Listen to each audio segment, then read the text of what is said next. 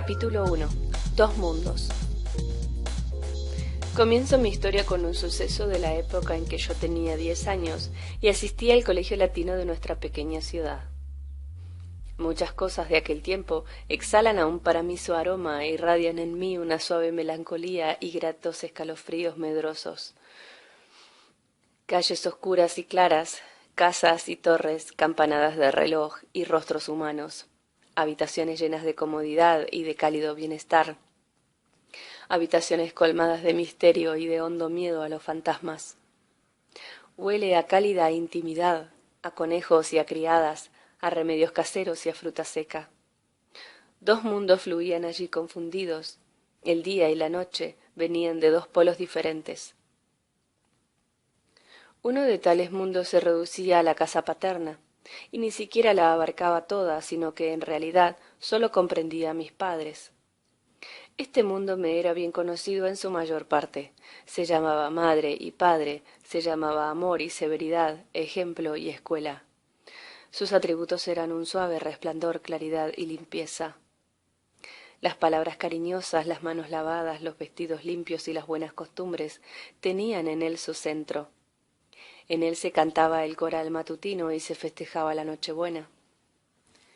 En este mundo había líneas rectas y caminos rectos que conducían al porvenir. Había el deber y la culpa, el remordimiento y la confesión, el perdón y los buenos propósitos, el amor y la veneración, la palabra de la Biblia y la sabiduría. En este mundo debía uno mantenerse para que la vida fuese clara y limpia, bella y ordenada. El otro mundo comenzaba, sin embargo, en medio de nuestra propia casa, y era completamente distinto. Olía de otro modo, hablaba de otro modo, prometía y exigía otras cosas. En este segundo universo había criadas y aprendices, historias de aparecidos y rumores de escándalo. Había una abigarrada marea de cosas monstruosas, atrayentes, terribles y enigmáticas, cosas como el matadero y la cárcel, hombres borrachos y mujeres escandalosas, vacas que parían y caballos que resbalaban, relatos de robos, asesinatos y suicidios. En derredor nuestro existían todas estas cosas bellas y espantables, salvajes y crueles. En la calle de al lado, en la casa de al lado, corrían policías y ladrones. Hombres borrachos pegaban a sus mujeres, grupos de muchachas salían al anochecer de las fábricas, había viejas que podían embrujarle a uno y hacerle mal de ojo. En el bosque vivía oculta una partida de bandoleros. Los guardas jurados perseguían a los incendiarios. En todas partes brotaba y fluía este otro mundo impetuoso, en todas partes menos en nuestras habitaciones, en donde estaba mi madre y mi padre. Y esto era excelente. Era maravilloso que allí, en nuestra casa, hubiera paz, orden y reposo, deber y buena conciencia, perdón y amor, y era maravilloso que también existiera todo lo demás, lo estruendoso y agudo, sombrío y violento, de lo cual podía uno huir en un instante, refugiándose de un salto al lado de la madre. Lo más singular era que los dos mundos confinaban uno con otro estrechamente yuxtapuestos. Así, Lina, nuestra criada, cuando acudía al cuarto de estar a la hora de los rezos vespertinos y se sentaba al lado de la puerta, ambas manos bien lavadas sobre el bien planchado delantal, entonando con su voz clara los himnos religiosos, pertenecía por completo al mundo de mis padres, al nuestro, al mundo luminoso y recto. Pero minutos después, en la cocina o en la leñera, cuando me contaba el cuento del hombrecillo sin cabeza, o cuando se peleaba con las vecinas en el tenducho del carnicero, era ya otra. Pertenecía al otro mundo, aparecía rodeada de misterio. Así sucedía con todo, y más que nada conmigo mismo. Yo pertenecía desde luego al mundo luminoso y recto. Era el hijo de mis padres, pero dondequiera que tendiese mi vista o mi oído, encontraba siempre lo otro. Y yo mismo vivía también en aquel otro mundo, aunque muchas veces me pareciera extraño e inquietante, y acabase siempre por infundirme miedo y enturbiar mi conciencia. Llegó a haber temporadas enteras en las que prefería vivir en el mundo prohibido, y el retorno a la claridad, por necesario y conveniente que fuese, me parecía casi un retorno a algo menos bello, más aburrido y vacío. A veces me daba cuenta de que mi fin en la vida era llegar a ser como mi padre y mi madre, tan claro y puro, tan reflexivo y ordenado. Pero el camino que conducía a aquel fin era muy largo. Hasta llegar a él había que pasar por muchas aulas, había que estudiar y sufrir muchas pruebas y muchos exámenes, y el camino bordeaba siempre aquel otro mundo más oscuro y se adentraba a veces en él, no siendo nada imposible permanecer y hundirse en su ámbito sombrío. Había historias así, de hijos extraviados, que yo leía con apasionamiento. Lo que más ensalzaba en ellas, lo que redimía toda culpa, era el retorno al hogar paterno y al bien, y yo sentía que aquello era lo único derecho, bueno y deseable. Pero no obstante, me atraía mucho más aquella parte de la historia que se desarrollaba entre gentes perversas, entre los perdidos, y si hubiera sido posible, me hubiese confesado que a veces era una lástima que el hijo pródigo se arrepintiese y fuera hallado de vuelta. Pero aquello no podía decirse, ni siquiera pensarse. No era en mí más que un vago sentimiento, oculto en lo más íntimo de mi ser, algo como una sospecha o una oscura posibilidad. Cuando me representaba al demonio, podía imaginármelo en las calles, disfrazado o a cara descubierta, en el mercado o en una taberna, pero nunca en nuestra casa. Mis hermanas pertenecían también al mundo luminoso. Su contextura espiritual me parecía más próxima que la mía a la de nuestros padres. Eran mejores, más juiciosas y más perfectas que yo. Tenían defectos, tenían mañas, pero a mi ver todo ello no pasaba de la superficie. No profundizaba en ellas tanto como en mí. Yo estaba mucho más cercano al mundo oscuro, y el contacto con el mal se me hacía sentir muchas veces con un doloroso agobio.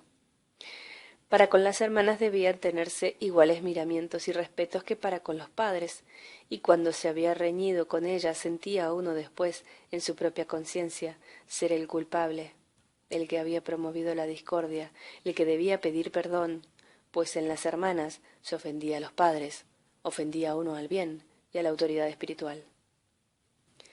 Había secretos que yo podía compartir con los pilluelos más desvergonzados de la calle antes que con mis hermanas. En los días buenos, cuando todo era luminoso y la conciencia reposaba tranquila y limpia, era delicioso jugar con mis hermanas, ser bueno y juicioso con ellas, y verse uno a sí mismo envuelto en un noble resplandor apacible. Así debían sentirse los ángeles, en los que veíamos la suprema perfección, imaginando la dulce maravilla de ser ángeles, rodeados de suaves músicas y perfumes, como la Nochebuena y la felicidad. Pero tales días, tales horas, eran muy poco frecuentes. En los juegos con mis hermanas, en aquellos juegos buenos, inocentes y permitidos, mostraba yo muchas veces un apasionamiento impetuoso que enfadaba a mis compañeras y nos llevaba a la disputa y a la desgracia. Y cuando entonces se apoderaba de mí la cólera, hacía y decía cosas terribles, cuya maldad sentía ya abrazarme mientras las hacía y decía. Luego seguían horas difíciles y sombrías de arrepentimiento y contrición, y el doloroso instante de pedir perdón. Al fin volvía a mí un rayo de luz, una dicha apacible, reconocida y sin discordia, que duraba unas veces largas horas y otras veces minutos. Yo asistía al colegio latino. El hijo del alcalde y el del guardabosque mayor, muchachos impetuosos y traviesos, pero que pertenecían al mundo bueno y permitido, formaban parte de la misma clase que yo, y venían algunos días a mi casa. Aunque despreciábamos en general a los alumnos de la escuela popular, yo me trataba con algunos muchachos de la vecindad que acudían a ella. Con uno de ellos habré de comenzar mi relato. Una tarde en que no había clase, tendría yo poco más de 10 años, iba paseando con dos muchachos vecinos míos, cuando se nos agregó otro algo mayor que nosotros, un chicarrón de unos 13 años, fuerte y grosero, hijo de un sastre y alumno de la escuela popular. Su padre era un bebedor impenitente, y toda la familia gozaba de dudosa fama. Yo sabía ya muy bien cómo las gastaba aquel Franz Cromer. Le tenía miedo y no me agradó verle unirse a nosotros. Afectaba modales de hombre e imitaba los andares y el lenguaje de los aprendices de las fábricas. Guiados por él bajamos a la orilla del río junto al puente y nos ocultamos a los ojos del mundo debajo del primer arco. La estrecha orilla entre el arranque del arco y el perezoso fluir del agua servía de vertedero y aparecía cubierta de escombros, cacharros y trastos rotos, madejas enmarañadas de alambre oxidado y otras basuras. A veces se encontraba entre todo aquello alguna cosa aprovechable. Bajo la dirección de Franz Cromer tuvimos que registrar el vertedero enseñándole nuestros hallazgos que él iba guardando en sus bolsillos o arrojaba al agua. Le interesaban especialmente los objetos de plomo, cobre o zinc, y guardó todos los que fuimos encontrando, así como un viejo peine de asta. Yo me sentía muy cohibido en su compañía, no porque supiese que mi padre había de prohibirme todo trato con él si se enteraba de aquel primer encuentro nuestro, sino porque el mismo Franz me inspiraba miedo. De momento me alegraba que no hiciese conmigo diferencia alguna, tratándome como a los otros dos. Mandaba y nosotros le obedecíamos como si ello fuese ya una antigua costumbre, no obstante ser por mi parte la primera vez que iba con él. Por último nos sentamos en el suelo. Franz escupía al agua con un aire superior de hombre experimentado. Escupía por una mella y lanzaba la saliva donde quería. Nos pusimos a charlar, y los otros dos chicos empezaron a vanagloriarse de toda clase de travesuras y maldades. Mis dos compañeros se habían desligado de mí desde el primer momento y rendían homenaje a Cromer. Yo me encontraba aislado y sentía que mis vestidos y mis modales habían de incitarlos contra mí. Hijo de familia burguesa y alumno del colegio latino, no podía esperar que Franz Cromer me mirara con simpatía, y sabía que los otros dos me renegarían en cuanto se presentase una ocasión dejándome en la estacada. Impulsado por el miedo, comencé yo también a contar. Inventé una gran historia de merodeo y me adjudiqué el papel principal. Ayudado por otro muchacho, había robado una noche, en una huerta cercana al molino de abajo, un saco entero de manzanas, pero no de las corrientes, sino de las más finas reinetas y doncellas. Huyendo de los peligros del momento, me refugié en aquella historia.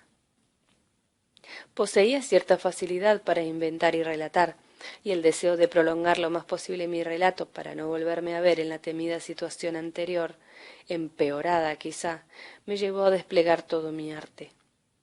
Uno de nosotros, continué, había estado al acecho, mientras el otro subía al árbol y tiraba abajo las manzanas, y el saco, lleno hasta los bordes, tenía tanto peso que tuvimos que volver a abrir y dejar en el suelo la mitad de las manzanas. Pero al cabo de media hora volvimos por ellas. Al terminar, esperaba alguna muestra de aprobación. Había acabado de entusiasmarme con mi propia mentira, dejándome arrastrar por la fantasía. Pero los dos pequeños guardaron silencio, esperando el juicio de Franz Cromer, el cual se me quedó mirando penetrantemente y me preguntó con acento amenazador: ¿Es verdad eso? Ya lo creo, le respondí. La pura verdad, insistí, obstinado, aunque me sentía muerto de miedo. ¿Puedes jurarlo? Aquello acabó de angustiarme, pero respondí en el acto afirmativamente. Entonces di, lo juro por Dios y por mi salvación eterna. Por Dios y por mi salvación eterna, repetí. Está bien, dijo, y se volvió hacia otro lado. Con esto creía yo conjurado todo peligro y respiré aliviado cuando poco después se levantó Franz Cromer y propuso el regreso. Una vez arriba, en el puente, intenté tímidamente despedirme pretextando tener que volver a casa. No te correrá tanta prisa, rió Franz. Llevamos el mismo camino. No me atreví a separarme de ellos. Franz continuó andando despacio y efectivamente camino de mi casa. Al llegar a ella y ver la puerta con el grueso llamador de cobre, el sol reflejado en las ventanas y las cortinas del cuarto de mi madre, respiré hondamente. El retorno, el bendito retorno a casa, a la claridad y a la paz. Rápidamente abrí la puerta, dispuesto a cerrarla enseguida detrás de mí, pero Franz Cromer lo evitó y entró conmigo. En el portal, fresco y sombrío, que sólo recibía luz desde el patio, se acercó a mí, me agarró de un brazo y me dijo en voz baja: «No tengas tanta prisa tú». Le miré asustado. Su mano era una argolla de hierro en torno de mi brazo. Me pregunté qué se propondría conmigo y si querría maltratarme. Si grito ahora, pensé, si grito con todas mis fuerzas, quizá habrá arriba alguien que pueda bajar deprisa a salvarme. Pero no me atreví. ¿Qué pasa?, pregunté. ¿Qué quieres? Poca cosa. No quiero más que hacerte una pregunta. Los otros no tienen por qué oírnos. Bueno, ¿qué quieres que te diga? Te advierto que me están esperando arriba. Tú sabes, continuó Franz en voz baja, ¿a quién pertenece la huerta de junto al molino de abajo? No, no lo sé, creo que a Müller. Franz me había echado el brazo por encima y me apretaba contra él, obligándome a mirarle muy de cerca. En sus ojos brillaba un resplandor perverso y sonreía con malignidad, y su cara irradiaba crueldad y poder. Yo sí te puedo decir de quién es la huerta, y sé que han robado allí manzanas, y que el dueño ha prometido dar 2 marcos a quien le diga quién se las ha robado. Dios mío, exclamé, pero tú no se lo dirás. Sentía que me sería inútil recurrir a su caballerosidad. Pertenecía al otro mundo. Para él no era la traición un crimen. La gente del otro mundo no era en aquellas cosas como nosotros. Que no diga nada, rió Cromer. ¿Crees acaso que soy un monedero falso y puedo fabricar todas las monedas de 2 marcos que quiera? No, amiguito, no, yo soy un pobre. No tengo un padre rico como tú, y cuando puedo ganarme 2 marcos tengo que aprovechar la ocasión. Quizá me dé más. Me soltó de repente. Nuestro portal no olía ya a paz y a seguridad. El mundo se me vino abajo.